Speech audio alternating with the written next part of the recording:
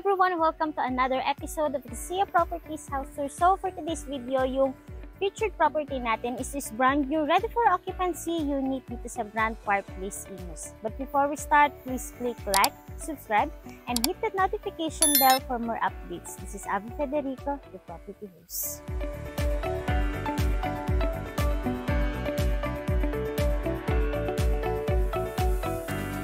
Para sa ready for occupancy unit natin na to, yung total lot area is 150 square meters and then yung total developed area is 199 square meters. So ito yung gate natin. Upon entering, meron tayo ditong steel mailbox and then nandito na rin yung ating sa doorbell. Ayan siya. And pagpasok natin dito sa area na to, meron tayo ditong provision para sa ating mini garden. So meron tayo dito left and right and meron na rin tayong isang puno which is yun nga yucca tree. And then, dito naman tayo.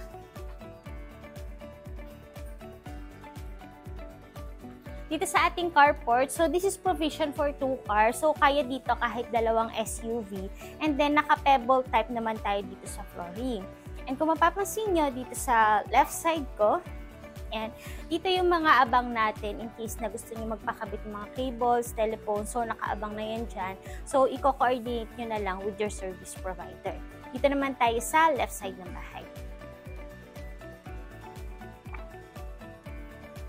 Yan. Please take note na itong unit na to is single attached siya. So, yung kabilang side ng bahay, which is yung right side ng bahay, is naka-attach dun sa property line nitong property. And then dito yung ating pinaka-setback. Itong setback na to, this is roughly 2 meters wide. And then may space ka pa dito, pwede siya as mini garden. Pero maganda na rin siya na ganito. Yan.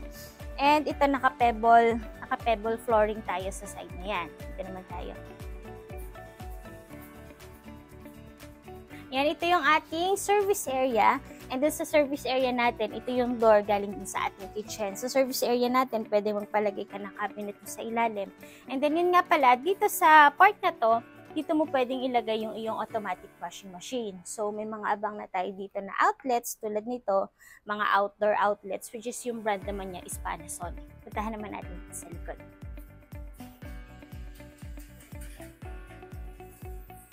And kung madalas ka nang nanonood ng channel namin, so hindi na iba sa'yo itong aming Inca water tank na yung capacity niya is up to 700 liters of water. And kung itatanong nyo kung mahina ba yung supply dito sa Grand Park Place Village, so hindi po. Meron lang isang araw sa isang buwan na may schedule sila ng water interruption kasi lilinisin yung kanilang water tank. So I think every 3rd Thursday of the month. Ayun, hindi ko lang sure kung napalitan na, pero yun po yung schedule nila before. And kung mapapansin nyo, ayan, ito yung ating fence. Yan, mataas naman yung fence natin. Dito naman tayo. And ito yung ating lanay area. Dito sa lanay area natin, syempre may access po tayo dito na sliding door to lanay. Yan, papakita ko din naman sa inyo mamaya pagpasok natin ng unit. So, tara sa loob.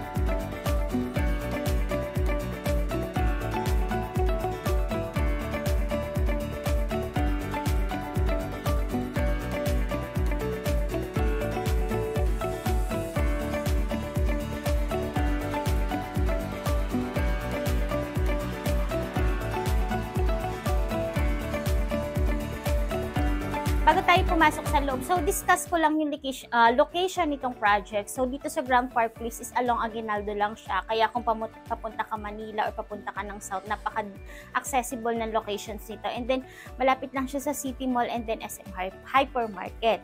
So dito sa area na to, ito yung ating pinaka-porch area. Yan siya. So covered siya. And ito yung ating main door. So upon entering sa main door natin is digital lock set tayo. Ito siya. So, isa na to sa mga naging upgrade developer. And then, mamaya makikita nyo later on na since nanonood kayo ng mga ready for occupancy units namin dito sa Imus, may makikita pa kayo na isa sa mga upgrades nila. So, dito naman tayo. Ayan. Ito yung ating living or receiving area. Ayan siya. Dito sa living or receiving area natin, as you can see, ang elegant ng ating ceiling. Ayan siya. And dito para sa ating living area, naka-provision ito para sa split type aircon as well as dun sa ating masters, naka-provision siya. Para naman sa mga common bedrooms and common areas, pwede siya sa mga window type aircon. So dito naman tayo. So, yan. Since nabanggit ko kanina yung about sa mga upgrade ng mga developer. So, ito yung isa sa mga naging upgrade nila. So, ang ganda ng wall cladding. And then, meron na rin itong mirror. Ayan siya. Para sa mga mirror na ginagamit ni developer is mga copper type mirror siya. So, si copper type mirror kasi mas durable siya compared din sa mga normal or yung mga usual na mirror na ginagamit natin. And then, ang isa pa is ito. Ayan. Meron na tayo ditong cove ceiling sa area ng ating dining. Ayan siya. So, ako kasi, sa mga houses na napupuntahan ko, halimbawa, sa dining kasi, madalas nakikita talaga yung cove or drop ceiling. Kapag naka-ganon siya or may design yung ceiling, mas na-emphasize yung ating dining. So, mas napapansin siya, mas magandang tingnan. And then, ang isa pa is ito. Yan, ito yung sinasabi ko sa inyo kanina na sliding door lanai. Dito naman sa lanai area natin, so pwede ka na lang dyan maglagay ng mga outdoor furnitures, mga ganun, mga coffee table. So, close ko lang. And puntahan natin yung kitchen. Ayan, diba? Napakaganda ng mga units na to since meron na talaga itong mga kasama or included na sa package yung mga overhead cabinets tulad nito. Ayan siya. So, mga high quality yung mga ginamit dyan.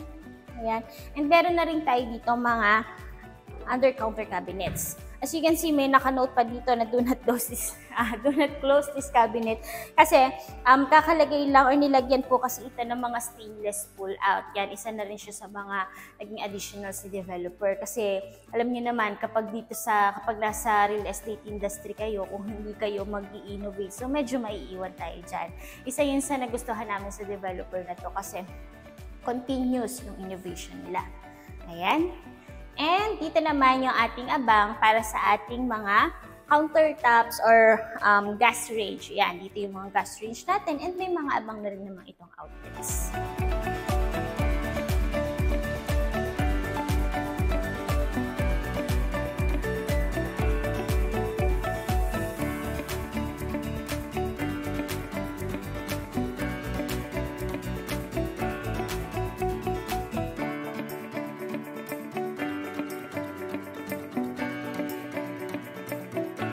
Isa pa sa maganda sa unit na to, so meron silang storage cabinet dito. Ayan, sa ilalim ng hagdanan. So, na-maximize talaga yung space sa ilalim ng ating hagdanan. Ayan, dito naman tayo.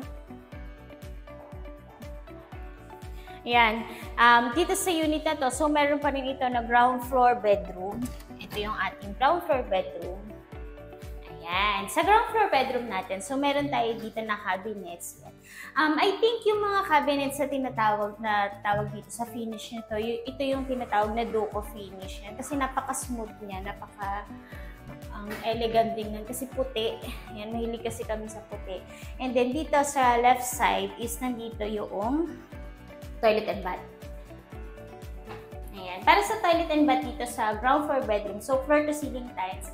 With handheld shower tayo, flush yung toilet with bidet, and meron tayo ditong lavatory. Plus, nandiyan pa rin yung copper type ng mirror. Puntahan naman natin yung ating powder area. Ayan, ito yung ating powder room. So, sa powder room natin, malaking space itong area na to, itong powder room na to. Kasi meron pa dito, and then meron tayo ditong mga tag-tininis. Yan. And then, meron tayo dito mga dividers tulad nito. Yan. So, pwede mo siyang malagyan ng mga anik-anik mo or mga stocks sa CR. Yan. Okay yan dito. And floor to ceiling, or almost floor to ceiling yung tiles. Meron tayo dito na flush yung toilet and then with bidet. And nandito yung ating imported na freestanding sink.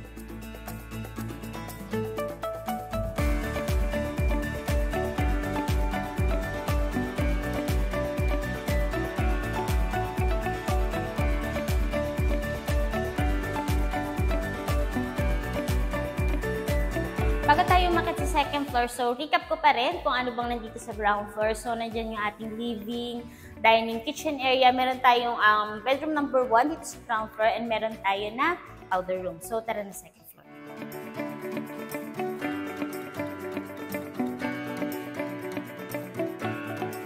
So, hi! Welcome naman sa ating second floor. So, dito sa second floor natin, meron tayong total of 3 bedrooms. Unahin ko itong bedroom number 1 dito sa second floor. Ayan, ito yung ating bedroom 1 dito sa second floor. Ang kagandahan dito is may sarili itong toilet and bath. Dito siya.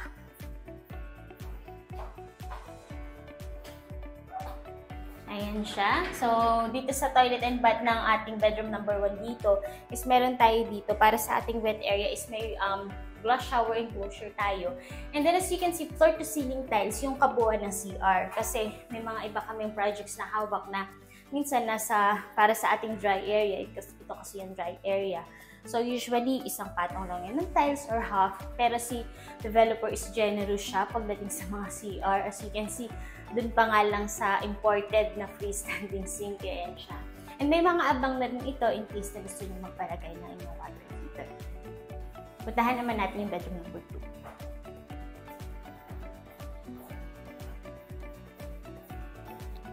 Ayan. So, pasok tayo. Dito sa bedroom number 2 natin, as you can see, halos ka-size lang naman siya nung naunang bedroom. And then, may mga abang na ito or may provisions na ito in case na gusto niyo magpalagay ng window type aircon. And meron tayo dito na yung cabinets natin. Yung floor to ceiling cabinets na kung napapanood niyo yung mga previous video namin. So, isa to sa trademark nitong developer na to. And yung kanilang vanity area. Ayan siya. So yun nga, yung mirror pa nila is yung copper type.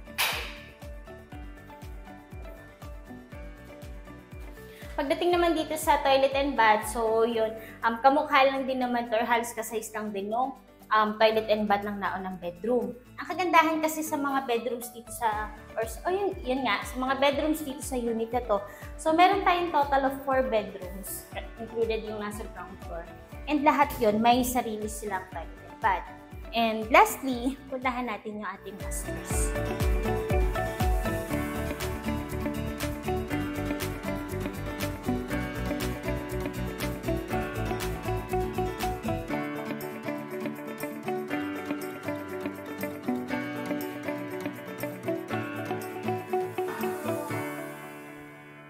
So, yan. Ito naman yung ating masters. Ayan, napakaluwang na ating masters.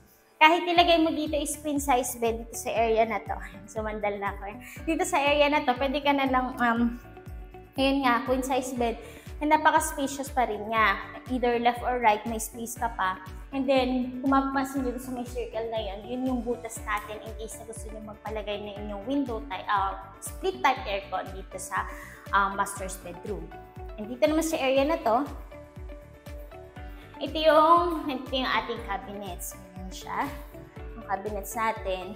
And meron pa tayong space dito in case na gusto nyo, pwede ka pa ditong, pwedeng maging ito yung pinaka-walk-in closet mo. Ako yung tatanungin. And then, ipapakita ko sa inyo yung master's toilet and bath.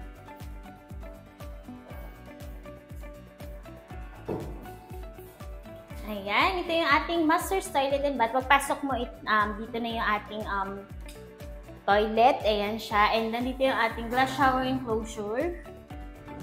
And syempre, hindi mawawala sa master's toilet and bath natin dito. Ayan. Ito yung ating bathtub. Yan. Yung ating freestanding na bathtub, kung tawagin. And then yan, pinapa-customize pa talaga yan ng developer. And meron tayo dito mga bathroom niche or wall niche.